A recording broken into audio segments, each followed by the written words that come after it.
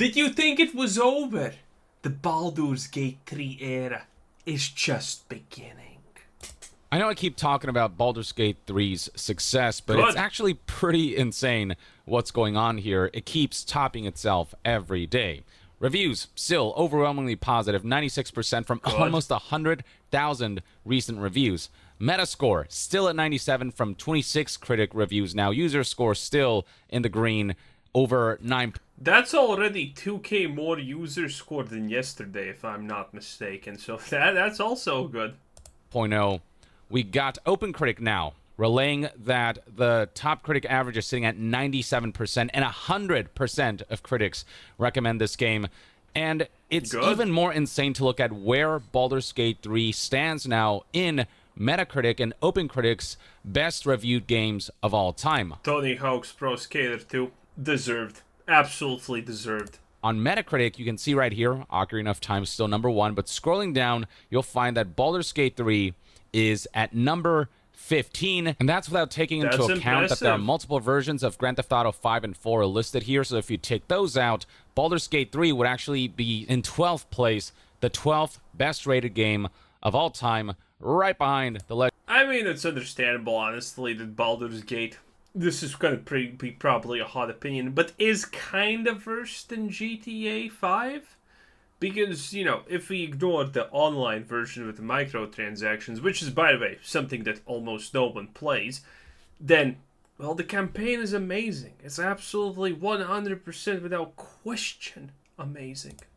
Legend of Zelda Breath of the Wild, and surpassing games like Red Dead Redemption 2, surpassing the likes of last year's Elden Ring, and even this year's Tears of the Kingdom, Zelda Tears of the Kingdom is overrated garbage. It's literally just a completely 99% empty world with nothing in it. Just, you know, a little bit of Minecraft building. Tears of the Kingdom. All repeated. Prove me wrong. Pro tip. You can't, then you know you can't. Again, Zelda Tears of the Kingdom has like 150 critic reviews and managed to retain 96%.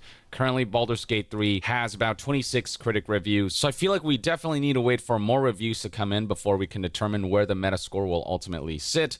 But I imagine it is going to end up in the high 90s. It's still an amazing... It doesn't matter where it ends up, honestly. Because Baldur's Gate already has done what no one else has done before it.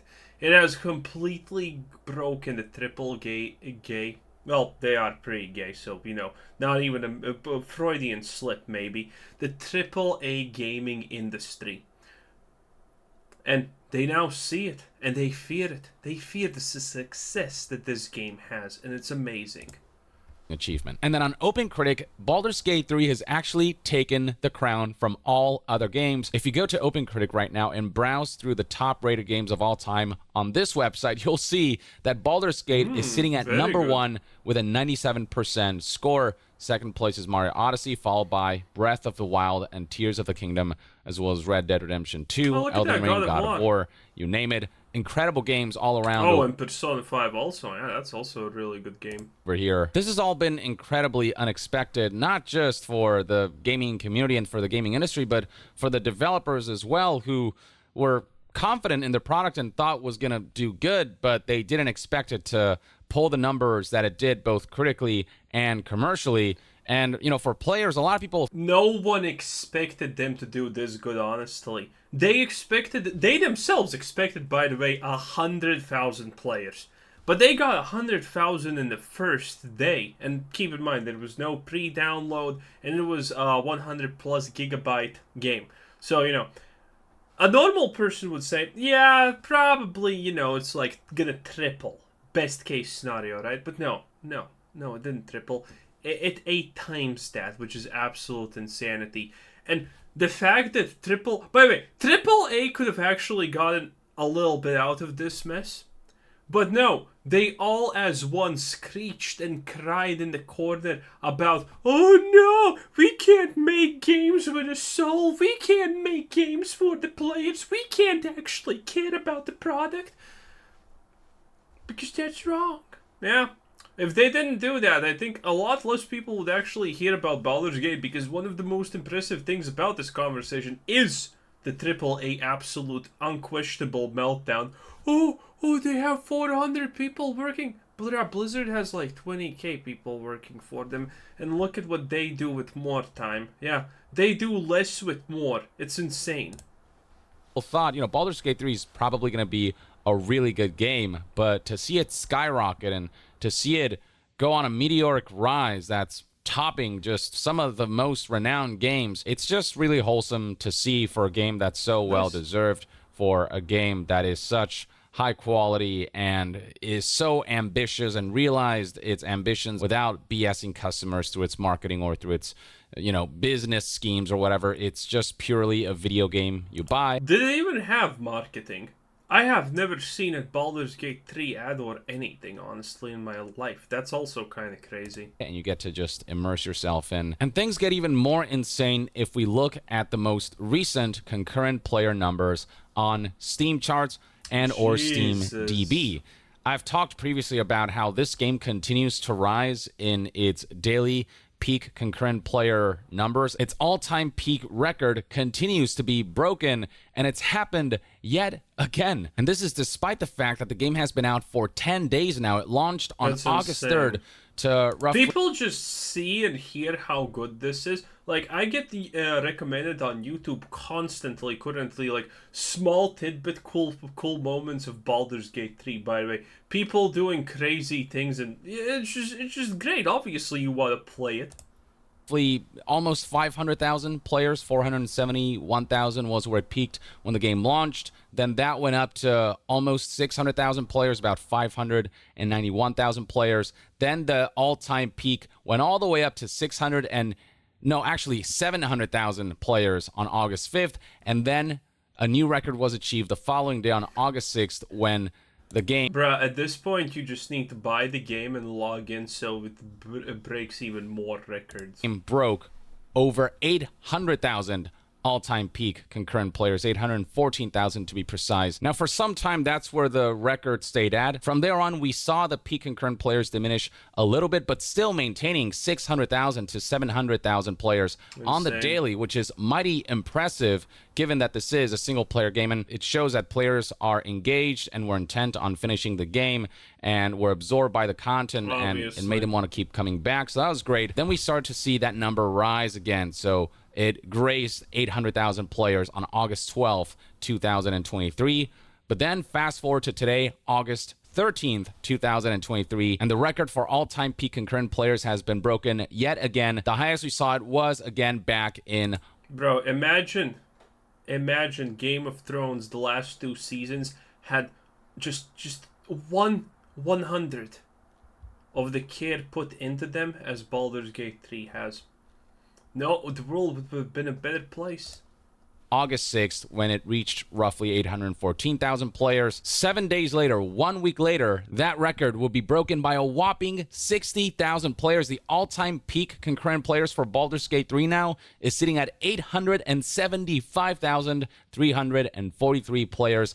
Almost 900,000 players now. To see this kind of player retention and longevity, and to see that rise continuously throughout the course of like 2 weeks, just again unprecedented for a single player game. And to see a CRPG, which kind of used to be considered somewhat niche compared to what the masses enjoy these kinds of numbers. By the way, the fact that this doesn't go down means, well, it means a couple of things. Well, it means mainly one big thing, and that is the fact that this is a testament how good the game is, because this is a single-player game. Sure, it has replayability and whatnot, but let's face it, most people are probably not even going to finish it. They're going to play for like 10, 15 hours, and they're going to be satisfied with their experience. And that's not a bad thing, by the way.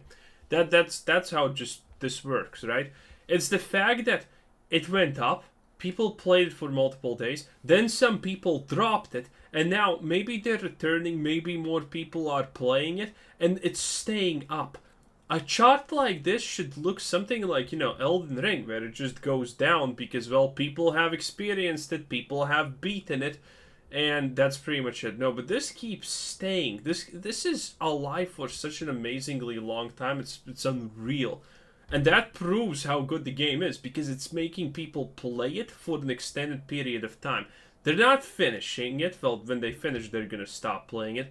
But they're playing it. And they're playing it for multiple days in a row. Completely unexpected and unprecedented. People were expecting Baldur's Gate 3 to do well and to be well received critically, but I don't think anyone expected this kind of explosive performance. Yep. And you can see that Steam charts data lines up with what SteamDB is presenting here. All-time peak achieved 4 hours ago, 875,343 players. When I reported Baldur's Gate 3's previous all-time peak concurrent players record of 814,000, it was already ranked among the top most played games on Steam ever, but now with the new peak concurrent players record achieved of 800... PUBG Battlegrounds, CS, yeah, makes sense. Lost Ark, wow, that's a lot of bots. And Dota, sad husk of a game. And Elden Ring, wow. New World, oof, that's probably... No, wait, New World doesn't have bots, or does it? Probably does, but wow, who would have thought? Cyberpunk being the dead weight that it is. Goose Duck. Goose Duck? Why? Apex Legends. 175,000 on Steam charts at least. Baldur's Gate 3 has surpassed Cyberpunk 2077.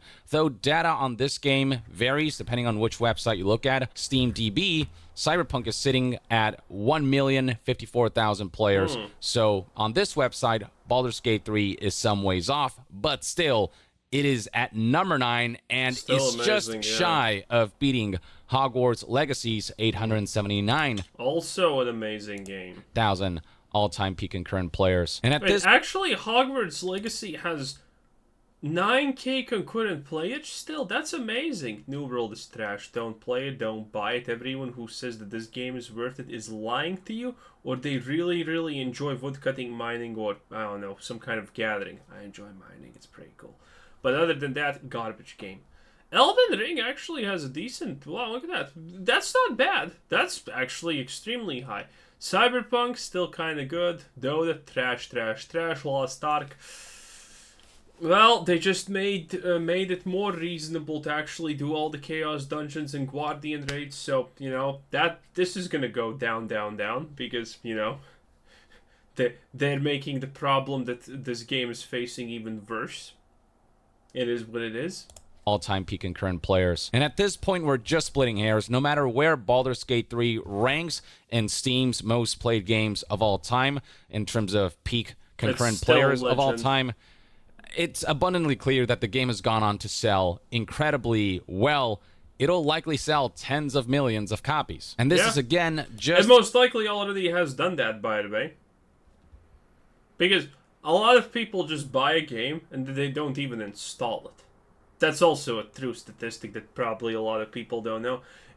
You just buy it and then you forget about it. Look at this. Look at this. This is an outer hard drive I bought a week ago because I needed it. I still need it. I'm gonna use it at some point. But I'll be damned if I open that box because that means effort. And that's what people do with games. They buy them and they never play it. Or maybe they install it and play it for 5 minutes. It's the world we live in. Showing the game's performance on PC on just one platform, Steam. The game's also out on GOG. I don't know what those numbers look like, but you add those numbers on top of Steam's, and we're looking at a game that's doing incredibly well for itself. This kind of sustained rise for a single-player experience that's not a live service is rare to see in this day and age. Usually numbers tend to peak at launch day and then kind of dive down from there. But in the case of Baldur's Gate 3, not only are players Well, it's obviously going to die down, but again, I said previously, the fact that it's not dying down instantly is just a testament to how good that game is. Constantly playing this game every day, but we're seeing new players being introduced every day. We're seeing more and more interest surrounding this game as word of mouth spreads. And I'm curious to see how long Baldur's Gate 3 can maintain this kind of growth, because it feels like every time I think, okay, this is the all-time peak for real now, there's no way the game's going to top this number, it manages to do so, and in this case, I mean, days after its previous record. So who knows how all of this will continue to play out, but so far it's looking like Baldur's Gate 3 is trending the way Elden Ring did, where the buzz surrounding this game is growing as players keep discovering what this game has to offer and as everyone is sort of True. communally engaged in discussion about how differently they've been playing this game, or about what they found that other players might have missed, or what kinds of ridiculous narrative elements or cutscenes they've managed to encounter and scenarios and whatnot. And I want to make a point to highlight that Baldur's Gate 3 is achieving these insane numbers without any DRM whatsoever. For those who don't know, Baldur's Gate 3 is completely DRM free, and it's not just the GOG version we're talking about. Obviously, the GOG version is going to be DRM free. That's the whole selling point of buying games on GOG, that all of them will be DRM free. But even on Steam, the game is completely DRM free, as in there's no de novo whatsoever, and also the game did not even implement Steam's DRM, as in you don't need to launch Steam in order to play Baldur's Gate 3. If you go to Oh, also, yeah, that's probably why the numbers are also a little bit down. Because if you choose the thing where it says create an icon on a desktop, and you don't actually launch Steam on default, or you click it out, you can play the game without ever being a registered player. So the numbers could actually be even higher. Baldur's Gate 3's installation folder on your PC and just use the executable or use Larian's launcher to play the game, then you can bypass Steam altogether. I literally tried this before I recorded the video. I closed Steam and I went to the game's files directly and launched it from there. Steam never booted up. It is literally completely DRM free on all PC platforms. People would have been happy with just the lack of de novo, but the fact that they went as far as not even implementing Steam's DRM. They're like, why do you need the Nuvo? You don't. No one needs the Nuvo unless, I don't know, you have microtransaction in your game, I guess. I mean, that's the next level. Like, they didn't even have to go that far, and yet they did, because of this very consumer-friendly mindset that Larian Studios seems to have, which is incredibly appreciated, especially in this day and age. And I want to highlight that even with the lack of DRM, Baldur's Gate 3 is pulling these kinds of insane numbers that make it among the top 10 most played games on Steam, with the likes of Hogwarts Legacy, Elden Ring, Cyberpunk. And it just defeats the arguments of any publishers who try to justify implementing performance-affecting DRM and anti-tamper in their single-player games. Companies like Capcom, who insist on implementing DRM in their Resident Evil releases and only removing them a year or two after the games have launched. You give people a good game with a good service surrounding it that is reasonably priced, and people will buy the game. The vast majority will shell out the money. Like, don't get me wrong. Anything else, or are you just gonna? I imagine there are those who have pirated Baldur's Gate 3, but in the grand scheme of things, Baldur's Gate 3 is a commercial success. In the grand scheme of things, pirating is still a very niche scene. The masses don't want to go out of their way and go through the trouble, going through all of the... I mean, pirating's slowly dying. Most kids don't know what a torrent is. I have it on my hotbar. Processes and risks required to pirate a game. And then among the hardcore people who do know about the pirating scene, guess what? They will gladly shell out money to support developers for a game that offers the value and then some. Like, Denuvo can only do so much to stop piracy, and the cons of implementing... every game is cracked by the second day it has been released, if not on release. Well, anyway, I guess that's it. He's just gonna rant. Well, that was great. What can I say? Baldur's Gate 3 keeps on delivering. Anyway, this was Quizzer Said. Thanks for watching. Subscribe if you haven't already, and have a nice day. Bye-bye.